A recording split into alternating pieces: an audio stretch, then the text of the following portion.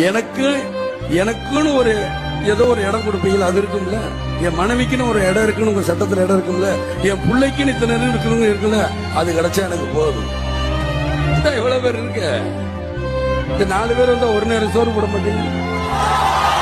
என்னையா காசு காசு காசு பணம் படப்புவாங்கயா நீங்களும் உங்க காசு என்னையா கோடி கோடியா சேர்த்து வச்சு எங்கயா கொண்டு போறீங்க? செத்தா கூட அருணாக்குடி அத்து விட்டுட்டு தான் உள்ளத்தி கொண்டு போய் போதைக்கிறா.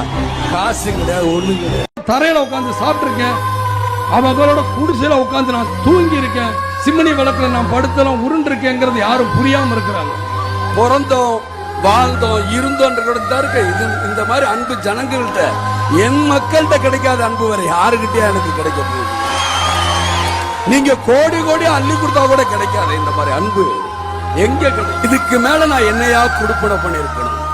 என் உடல் பொருள் ஆவி எல்லாமே இந்த மக்களுக்கு, இந்த தாய்மார்களுக்கு, இவங்களுக்காகத்தான் செலவு பண்ணி என்னுடைய இளைஞர் பெருமக்கள்.